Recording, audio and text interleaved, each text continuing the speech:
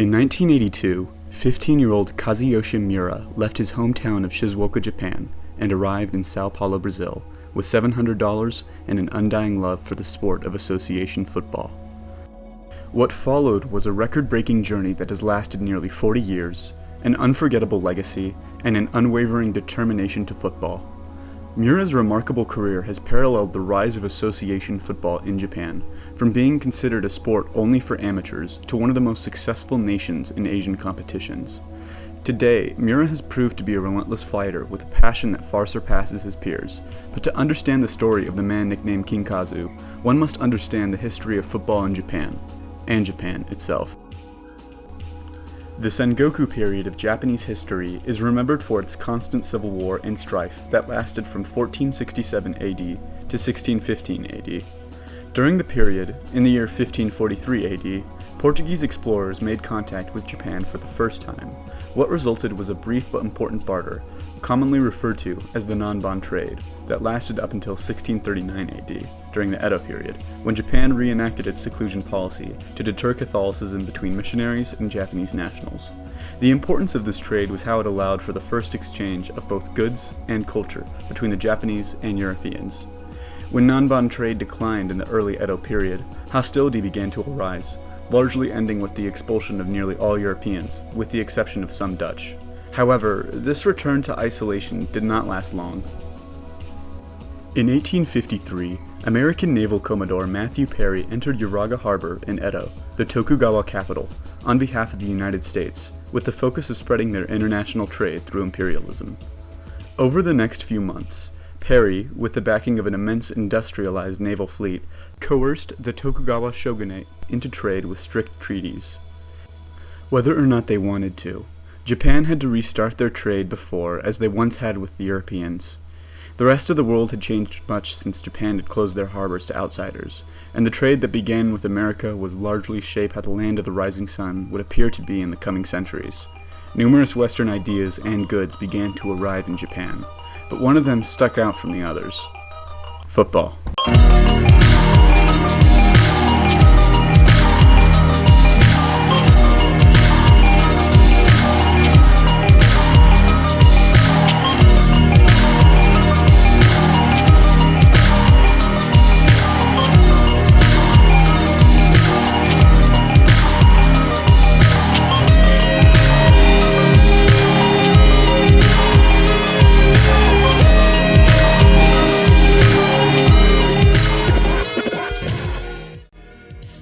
The controversy that surrounded the end of isolation in Japan came with immense social upheaval that resulted in the end of the Tokugawa shogunate. The era that followed the Tokugawa shogunate was known as the Meiji Restoration, which involved much of the industrialization that cemented Japan as the manufacturing powerhouse of Asia. At that same time, the introduction of Perry's treaties allowed for new foreign settlements in Japan within a handful of port towns, including Kobe, Yokohama, Nagasaki, Hakodate, and Niigata. With these new settlements came many European and American immigrants, bringing their cultural beliefs along with them. One of the more enterprising immigrants was Alexander Cameron Sim, a Scotsman who came to Kobe 3 years after the port town had opened up to immigrants. With the help of around 30 others, Sim helped found the Kobe Regatta and Athletic Club in 1870. As a side note, outside of North America, most sports teams exist as clubs, sometimes having a diverse array of sports to take part in. Like all athletic clubs, Kobe Regatta did not specialize in a singular sport and did not actually begin playing association football for nearly 2 decades after the club's founding. 2 years prior to the start of Kobe Regatta and Athletic Club, another Scotsman, James Pender Mollison of Yokohama, had an extreme interest in cricket, though his settlement lacked a club. As any sensible cricket fanatic without a club would do, he founded his own, the Yokohama Country and Athletic Club, in 1868. The first recorded association football match in Japan came in 1888, predating the Japanese Football Association, or JFA, by a bit over 30 years. This match pitted Yokohama Country and Athletic Club against Kobe Regatta and Athletic Club. Like other old sports games that predate the internet, I was unable to find the final score of the game, and in fact, the winner can't seem to be found online either. Regardless, association football during this time was largely a fledgling sport throughout the world, and in Japan, it was even less known. While it largely stayed as an amateur sport within the nation up until around 1977, the Japanese Football Association was founded in 1921. To explain the importance of the JFA, every nation under the jurisdiction of the FIFA World Governing Body has a National Football Association Board. For example, the United States men's national team is part of the United States Soccer Federation, which oversees and manages much of the sport within the United States. Because the United States is part of North America, it also answers to the Confederation of North, Central America, and Caribbean Association Football, or CONCACAF. CONCACAF is similar to the USSF, but serves the continent of North America rather than just a singular nation. The establishment of the JFA is due in part to a British diplomat in Japan named William High. High helped build the JFA by having the English Football Association come to the nation in 1919 to present the FA Silver Cup. This set the groundwork for the founding of the JFA and for the growth of fan interest in the sport as well. In the coming years, football was played in some regions, usually by the youth and primarily in Tokyo. In 1930, the Japanese national team played its first game against China. 6 years later, they participated in the 1936 Berlin Olympics. Though High helped build the JFA, the minor popularity football had attracted in Japan during the first half of the 20th century began to wane. The events that occurred both during and after World War II were a significant roadblock that largely prevented the spread of the sport throughout the nation. Following World War II, numerous attempts at implementing a top-level league were enacted, however none really came to fruition. It wasn't until 1960 when football in Japan was rekindled by a West German coach, Dietmar Kramer. Kramer helped Japan achieve strong international results in a very brief amount of time, revolutionizing their tactical play. Throughout his stint as coach of the national team, Kramer believed that Japan needed to fully implement a national league, and so began the Japanese Soccer League. Though it had been building itself a growing reputation, there were no fully professional Japanese football players outside the country. Even then, professionals in Japan were not considered to be professional at all. For Japan, football was still as much of a fledgling sport as it was in the early 20s, and despite a newly formed national league, it seemed as if everything was going to continue that way for a long time. But in 1977, one man single-handedly changed everything.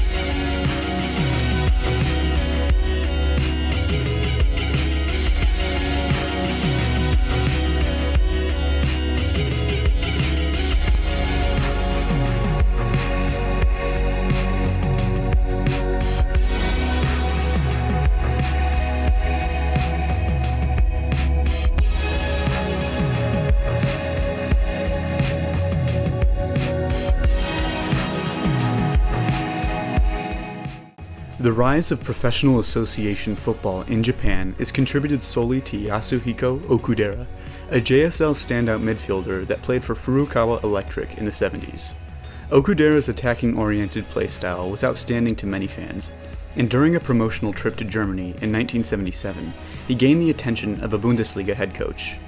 Hennes Weisweiler is considered among the most legendary German head coaches of all time, winning numerous domestic titles across multiple spells with different clubs.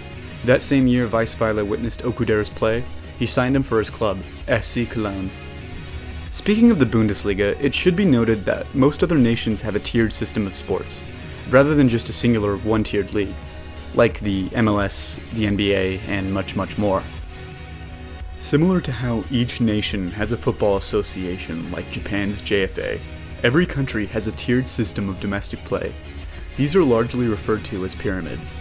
These tiers are separated in order to differentiate levels of play, with upward and downward mobility allowing clubs to go from lower leagues to higher leagues. It also reinforces competitive spirit, as drafts do not exist. Instead, teams must grow their own players from the time they enter as kids. The money made from player sales is often reinvested to bring more players to a team. The top of the pyramid is considered the most prestigious play within a singular nation, while the bottom of the pyramid is typically reserved for more amateur and semi-professional play.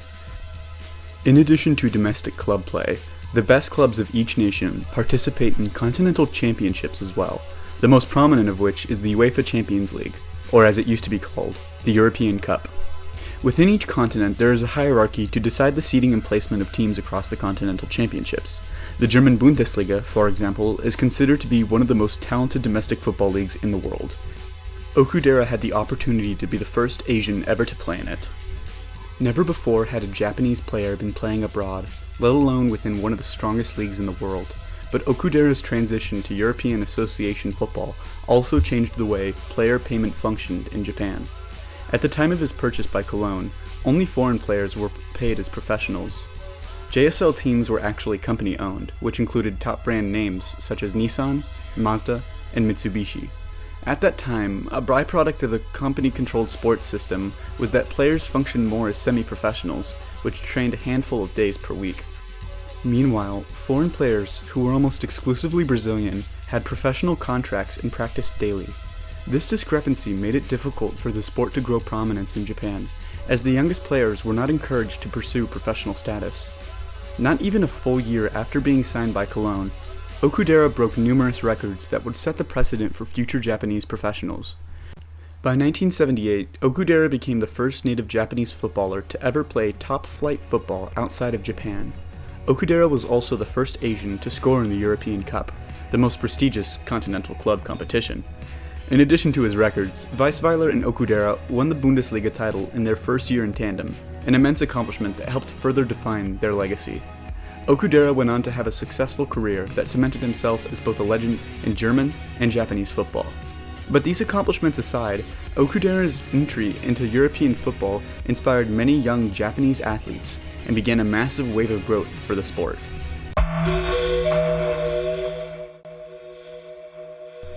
Kazuyoshi Miura was born in Shizuoka, Japan on the 26th of February, 1967. Throughout his 34-year-long career, he has been described differently by numerous football historians, critics, and revelers alike. However, regardless of the praise or criticism he has received, it's secret to none that Miura has a dedication that knows no bounds. From the time he was young, Miura had a love for the game that far surpassed his peers. Despite that, and the growth that Okudera had brought Japan during the late 1970s and early 1980s, Japan was still ill-equipped for the development of youth players. As a result, many youth prospects flocked to foreign nations in search of academies that would accept them, though there was always a high chance that their efforts would be in vain. Another facet of association football is that players typically join the academies of top-level clubs in order to receive proper training. Clubs usually retain those same players when they begin their professional career. This practice exists in all of the best clubs throughout the world, including recognizable names such as Real Madrid, FC Barcelona, and Bayern Munich. One of the foreign nations that the Japanese youth sought development was Brazil, the same nation that the JSL imported most of their star talent from. Additionally, both Brazil and Japan had the commonality of their historical association with Portugal, though in much different ways. Being part of a youth academy was by no means easy. At the time of his youth, Japan lacked proper development for younger players.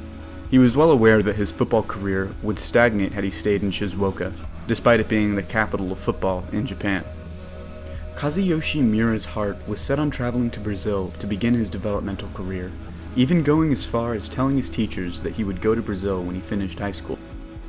In actuality, Miura would leave for Brazil before he had even finished his first year of high school. When he arrived in Sao Paulo, Brazil, Kazuyoshi Miura was severely underprepared for what would come. He possessed no more than $700 and could not speak Portuguese. Around the time of his arrival in 1982, Brazil was experiencing a football fallout from their devastating loss in the World Cup. Despite their disappointment, Brazil still boasted some of the best attacking footballers in the world, and strikers that far surpassed the quality of most other nations. During the 70s and 80s, one of Brazil's best attackers was Zico, an attacking midfielder for club team Flamengo. By the mid-80s, he'd helped propel Flamengo to numerous successes in both domestic and continental championships. With Zico and a mix of other strong players, Flamengo found victory within the Copa Libertadores, the International Club Cup, and a handful of national titles. While Miura idolized the abilities of Zico, he modeled his game after a different Brazilian legend, Pelé. Today, many football fans question the validity of Pele's records, but many cannot deny his strong legacy. By 1982, he was retired. Still, he was considered by many to be the greatest of all time. Pele was a revolutionary player due to his magnificent dribbling abilities and finishing. But to many, his greatest skill was his ability on and off the ball. These were all traits that Miura wanted to replicate early in his career, and by coming to Brazil, he felt this was the best opportunity he had. Not long after his arrival, Kazuyoshi Miura signed with club Sa Juventus, not to be confused with Italian giant Juventus. Rather than finding the success he desperately desired, Miura struggled in his new environment. In his time with Sa Juventus, Miura was subject to daily racist ridicule. Opposition chants berated him for being Japanese, saying things such as, "Go fry tempura." He also dealt with poor living conditions in the dormitory he lived in. Keep in mind, at this time, the Japanese national was only 15 years old.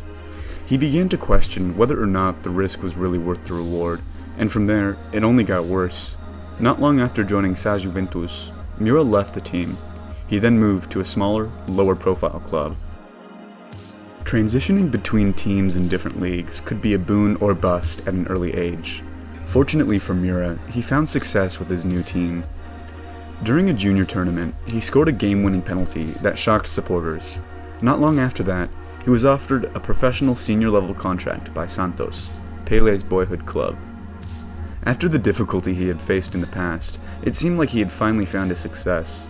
He made a senior debut with Santos in 1986. It seemed like everything began to look up for Miura.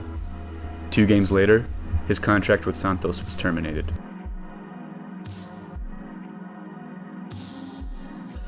At this point, Miura had dealt with racism, homesickness, joblessness, and now homelessness, all while being the age of a high schooler. In interviews, Miura has since revealed that his first 3 years were quite tough, but he did not give up. The difficulty he dealt with early in his career and the persistence he expressed off the field would help build his fortitude. Miura's do-or-die attitude is exactly what would help him further his career. He would not let the roadblocks he faced prevent him from seeking the success that he desired. After being released from Santos, Miura played for an amateur team of Japanese-Brazilian immigrants, Matsubara.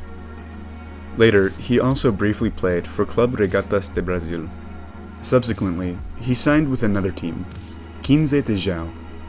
It should be noted that 15 de Jau was a semi-professional team, but Miura was seeking a future in the sport professionally. Despite all of his difficulties, Miura had grown not only mentally, but technically and physically as well. During the Campeonato Paulista, Sao Paulo's state championship, Miura's 15 de Jau team faced off against Corinthians. Corinthians was, and still is, amongst the most successful teams in both Brazil and South America. 15 de Jau was made up of almost all semi-professional players who were expected to lose in a landslide. But towards the end of the game, the score stayed level at 2-2. But then, the unbelievable happened.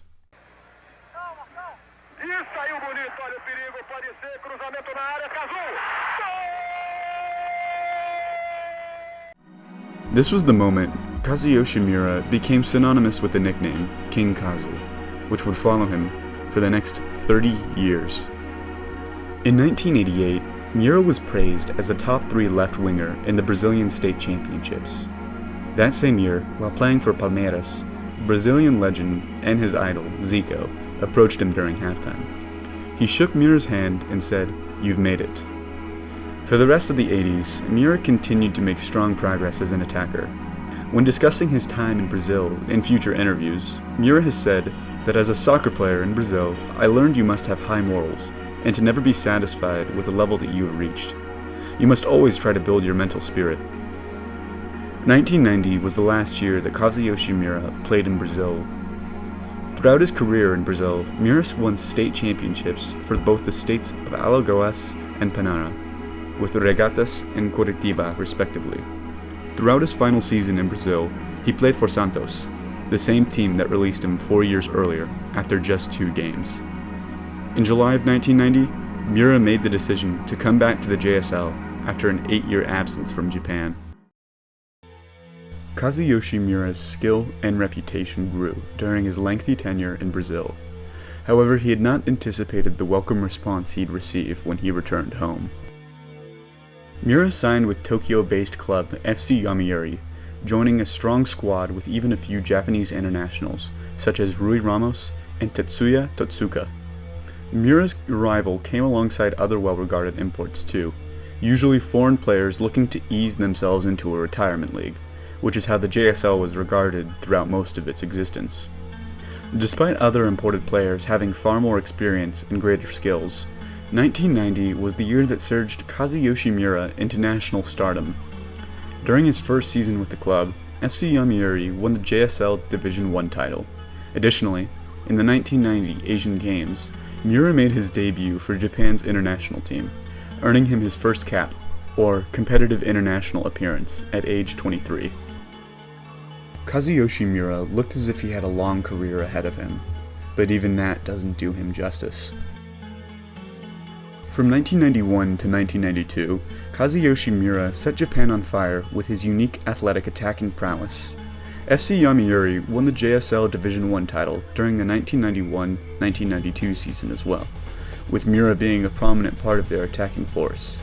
That season, he also won the award for the most valuable player in the JSL. Due to his time in Brazil, he was able to utilize tactics that leaned heavily on his flair and speed, which allowed him to easily cut through defenses. Though this unconventional method earned him ire with more conservative appreciators of the sport, it wowed the younger Japanese generation, who had not witnessed such extravagance from any of their countrymen in the past. Because of this, Miura received more attention than he ever had before, and like many a true athlete, he reveled in it.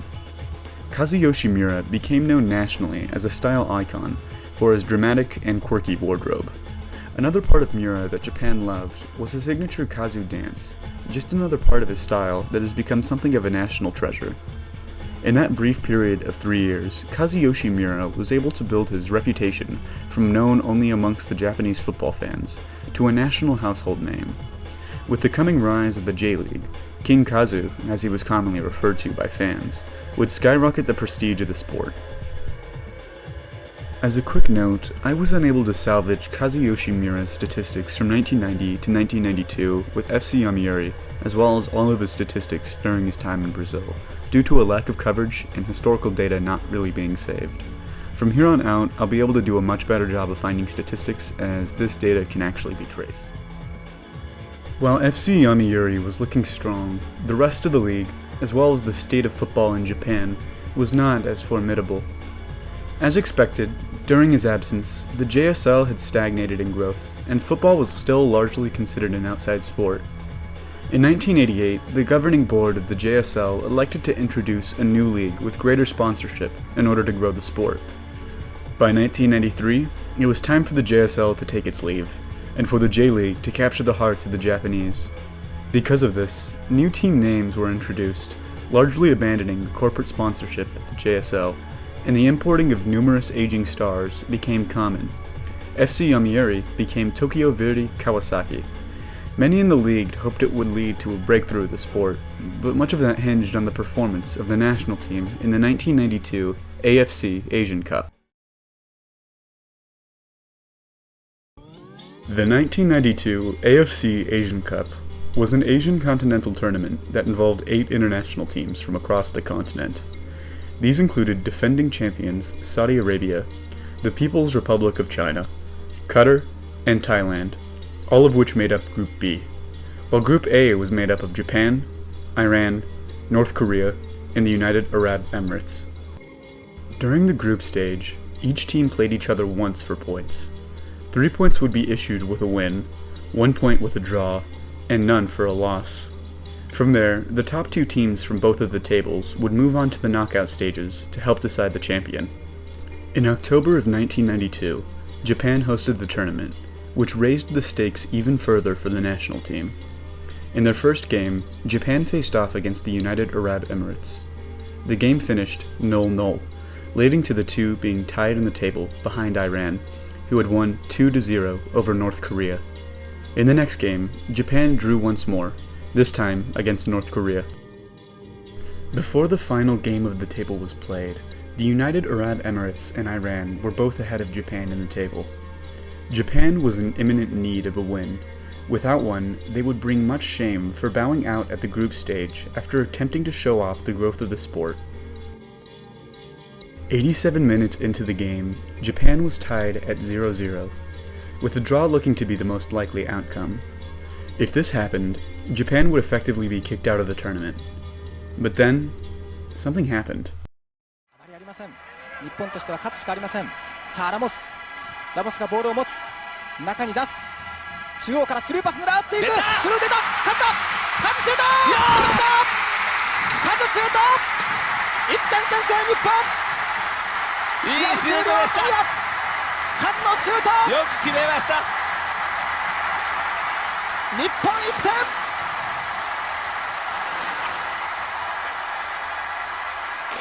カズのシュート。Japan finished 1-0, securing their victory and moving on to the next stage of the Cup. In their next match, the Samurai Blue faced off against China. After a hotly contested match, Japan won with a margin of 1 goal, thanks to Masashi Nakayama in the 84th minute. In the final, Japan faced off against the defending champions, Saudi Arabia. Going into the match, there were immense nerves between the two teams, and it showed on the field. Regardless, both defenses made strong plays throughout the game, but still, a single goal from Miura's fellow forward, Takagi, ensured their victory. Japan had won the 1992 AFC Asian Cup, leading to immense praise from Japanese fans and media, and thus skyrocketing the reputation and viewership of the J-League in the coming months. It was also the first time in Japanese history that they had won the Asian Cup. For his efforts, Kazuyoshi Miura was awarded the AFC Asian Cup MVP. Kazuyoshi Miura was undoubtedly the first star of the J-League. He was already the most prominent and well-known Japanese player because of his work in the JSL, but in 1993, with the rise of the J1 League, his national popularity began to parallel the growth of the sport. The J1 League functioned on a two-stage basis. Similar to the point system mentioned earlier, all teams played each other twice for the first stage, while during the second stage they all played each other twice more, though with a change in what team plays at home and when, in order to prevent advantages. At the end of the season, the winner of the first stage, the team with the most points after the first half of the season, faces off against the winner of the second stage, the team with the most points after the second half of the season. The final also involved a two-leg match, meaning that the teams played once at home and once away. In their inaugural season, Verdy Kawasaki qualified during the second stage after a terrific 20-goal performance from Miura. The final pitted them against the first stage winners, Kashima Antlers. Because of a strong 2-goal performance across both final legs, Kazu led Verdy to their first ever J1 League title. 1993 was a terrific year for Miura. He got married to pop idol Shitara Risako. He also won numerous awards for his accomplishments that year and the one that came before it, but one award stuck out amongst the others. The Asian Footballer of the Year is a fairly self-explanatory name, but as implied, it is awarded to the best player in the continent. Pushed by his success in the AFC Cup, as well as his accomplishment in domestic football, he was awarded the accolade in 1993. That year, Miura performed spectacularly in the FIFA World Cup qualifiers, and to many Japanese fans, this seemed like it would be the first time they qualified for the World Cup. In the first round of the qualifiers, Japan dominated and quickly won 7 of their 8 games.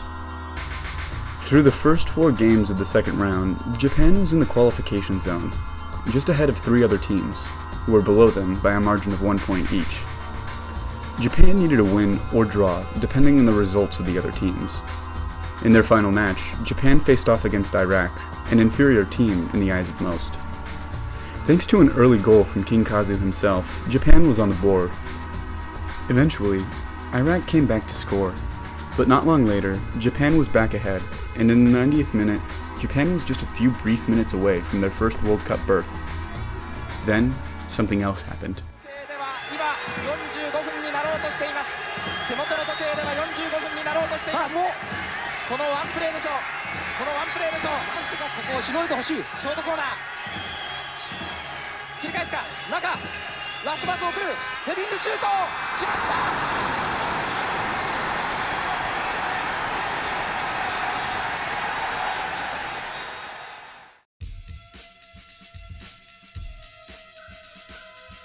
It was reminiscent of what had happened against Iran just a year before, but this time, Japan was on the opposite side. South Korea took a lead over Japan due to goal differential. Because of the goal that was conceded, Japan was knocked out of the World Cup in the qualifying rounds. Now, it's interesting to note that since the event occurred, it has been given two names, depending on who you ask. The Japanese media calls it Doha no Higeki, the agony of Doha.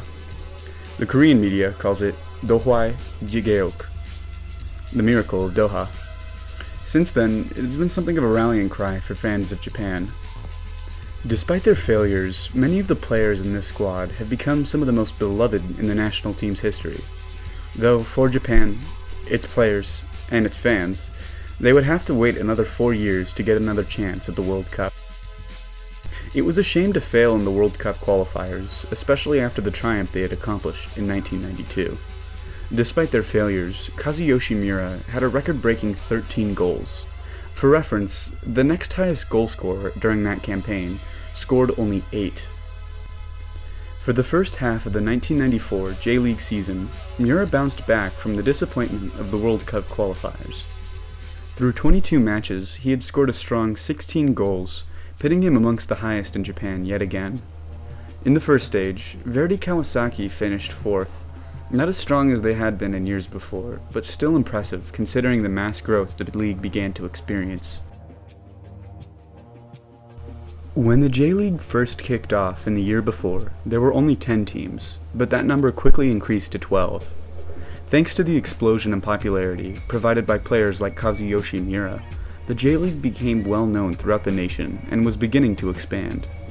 In addition to its expansion, more youths than ever before were rising through the ranks at clubs, allowing for more competitive, younger players to enter the league.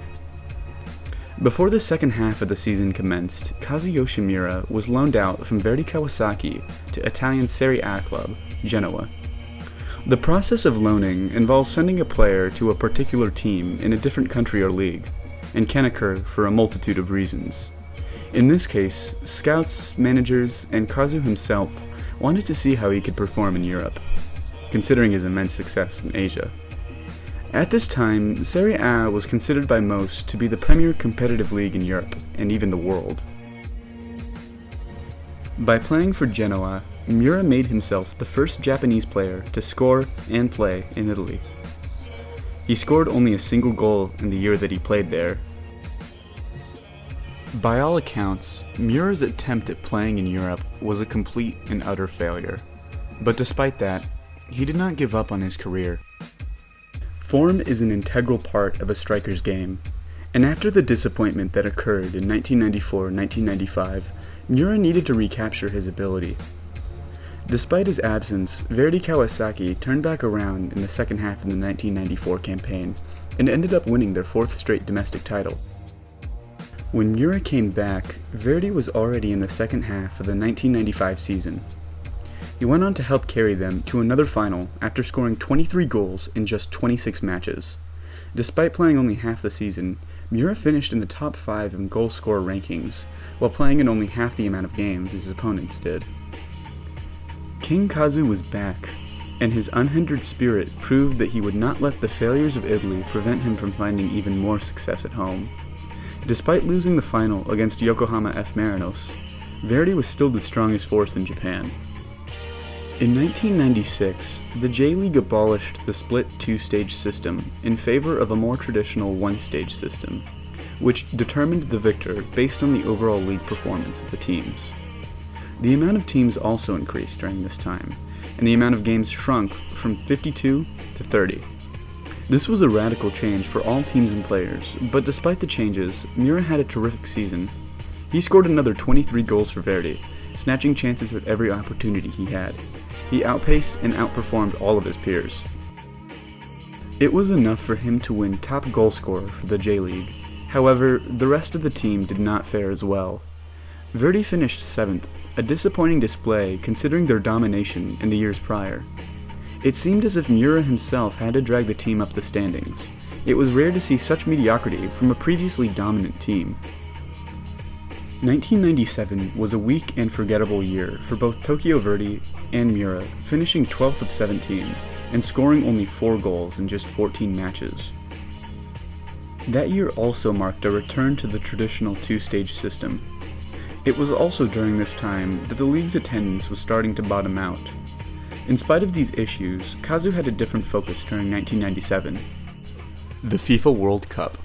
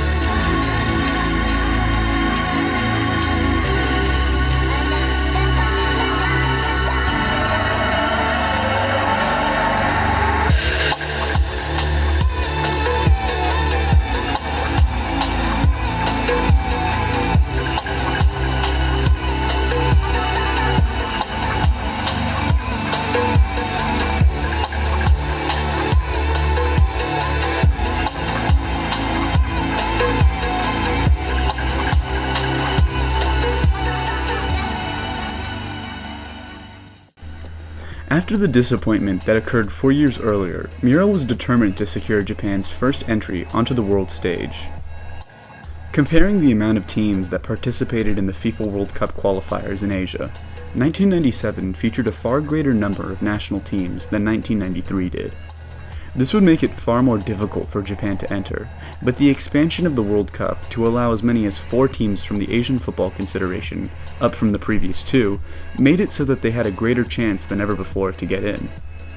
Despite this, Higeki no Doha was still fresh in the minds of both Miura and Japan. Everything could change in an instant, and nothing was meant to be taken for granted.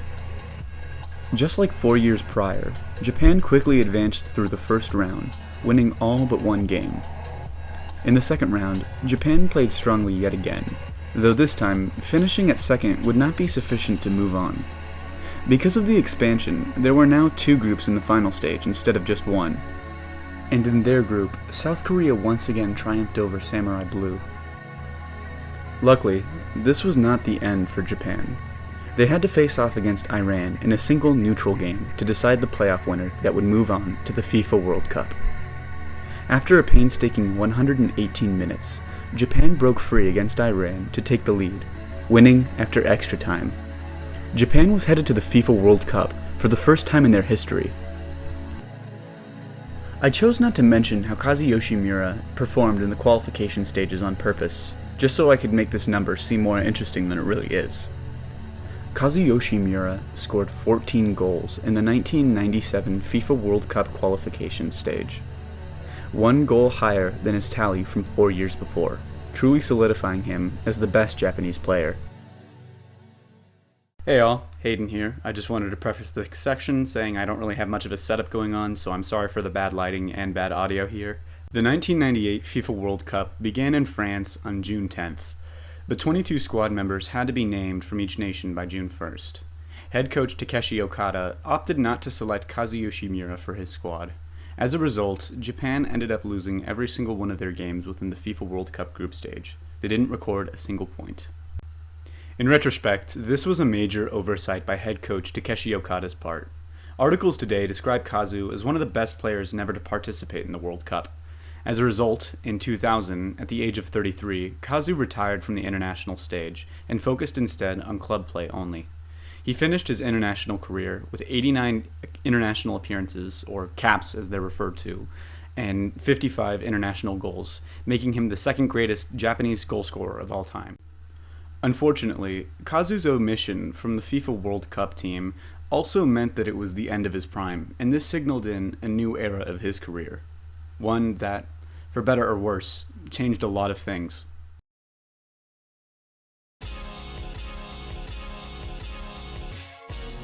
Following the shame of being passed on for the World Cup, the dark ages of Kazuyoshi Miura's career began.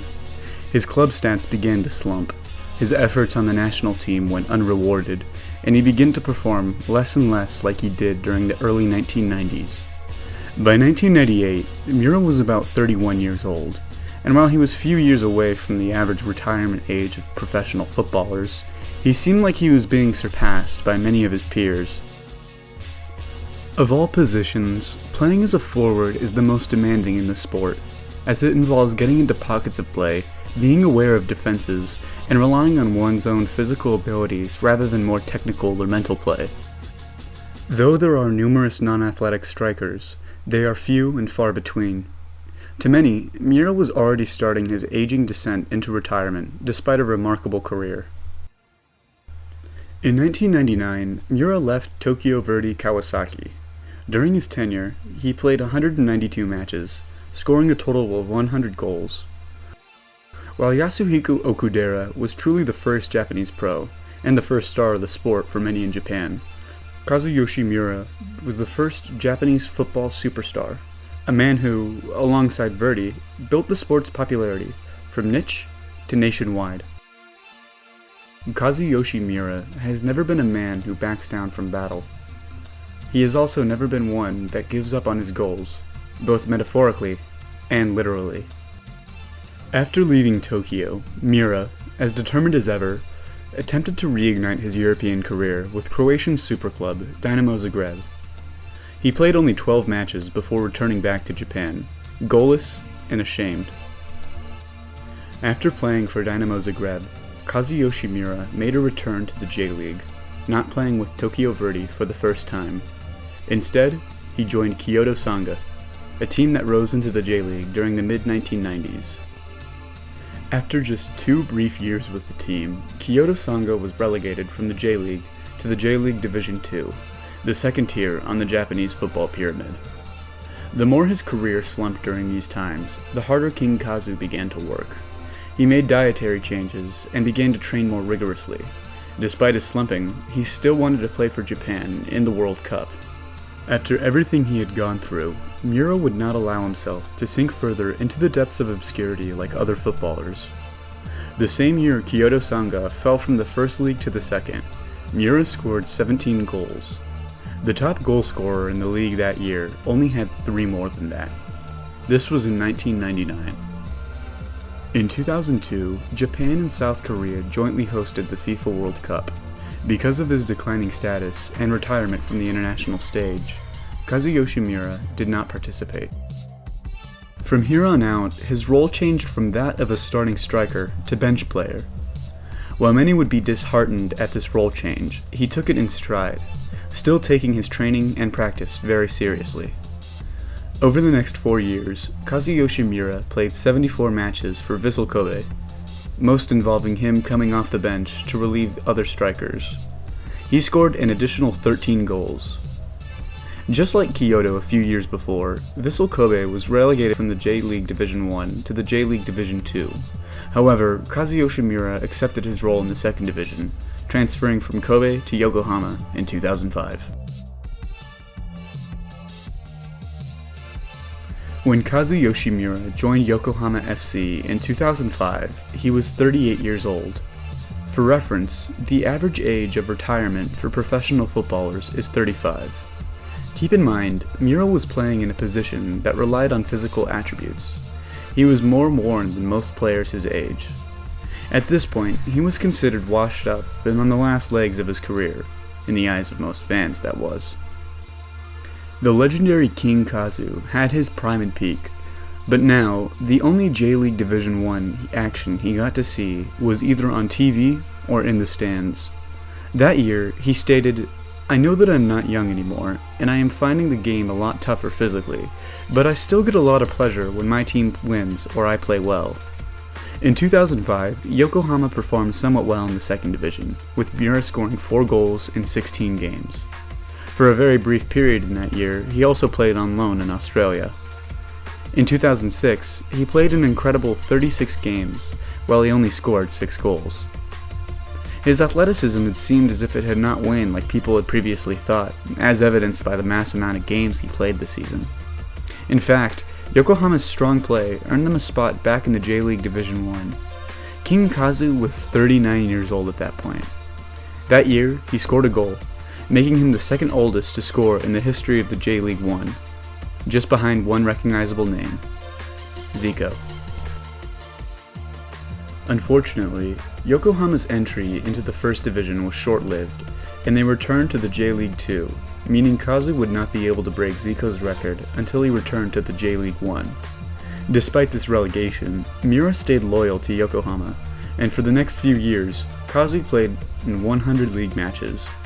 Keep in mind, he already had played nearly 100 games past the age of 40. To give an example of career professionals, footballers who continuously played without exiting the sport that, at the time of their retirement, were older than Kazu was in 2011, there were only 2, John Burridge and Stanley Matthews. Burridge was a goalkeeper, a less demanding position than forward. Stanley Matthews retired in 1965.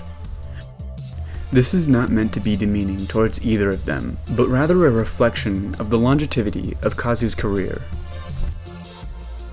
From 2012 to 2017, Miura's role continued to diminish, playing 82 more games. During this time, he began to break national records for his age, such as becoming the oldest player to score in the J2 League. However, it was in January of 2017 when Miura opted to sign once again with Yokohama. This meant that his career would enter into his 50s, a feat that had not been done since the aforementioned legend, Sir Stanley Matthews, who did so just 2 years before Kazu's birth. On March 5th, 2017, Kazuyoshi Miura broke Stanley Matthews' 52-year record of oldest professional footballer. As expected from Miura, he wasn't finished there. While his last goal came in 2017, Miura continued playing. From 2018 to 2019, he played only 12 matches. Though he was not an integral part of the roster, in 2019, Yokohama FC was promoted to the J1 League, meaning Miura would have the opportunity to play first-tier football for the first time in nearly 13 years. In 2020, despite a chaotic and short season, Miura took the field 4 times. In doing so, Miura created a very unique record that will never be replicated. He played in 5 different decades: the 80s, 90s, 2000s, 2010s, and now the 20s. Kazu didn't score that season, but Yokohama was not relegated. Still in the league, Miura has once again signed a contract with the team, meaning he'll be able to play football at the age of 54, and maybe even a few more seasons are ahead of him.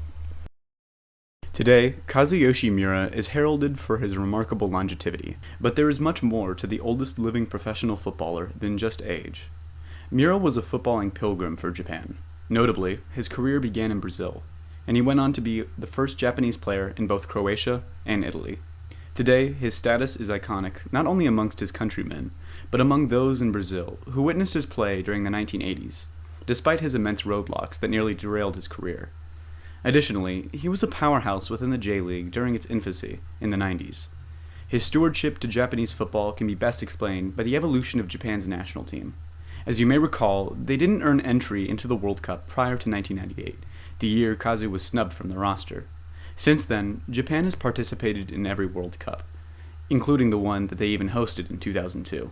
Likewise, Miura helped Japan hoist its first Continental Cup, a feat that they have since accomplished another 3 times since he did it in 1992. For a man who brought Japan to their first World Cup appearance and largely went on to solidify football's reputation in Japan, Miura is known today for his age. When you Google him, the results that come up largely discuss the length of his career rather than his accomplishments. While it's remarkable to see such a unique career, his age should not overshadow his international importance. Regardless of whether his age or his national achievements should be the forefront of focus of the headlines surrounding his names, Kazu just keeps playing. Already in 2021, he's made a handful of appearances for the minnow club Yokohama FC.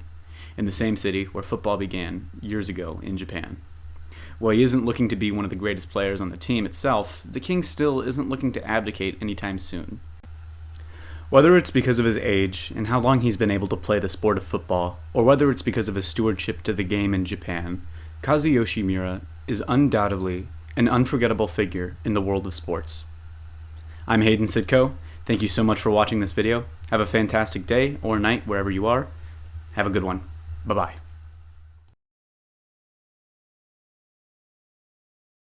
Thank you so much for watching this video. If you enjoyed it, please leave a like, comment, or subscription. I'm planning on making more videos coming out soon. I'm currently on volleyball schedule right now, which makes it a bit difficult to try to come out with these videos, but I will definitely attempt to get anything done. And also, just one last thing, this is a very small channel. If you could share this video, if you could send it to a friend, I would be incredibly appreciative of it. Of course, it's not necessary. None of those things are really necessary, but thank you so much. Have a fantastic day. Good night. Signing out.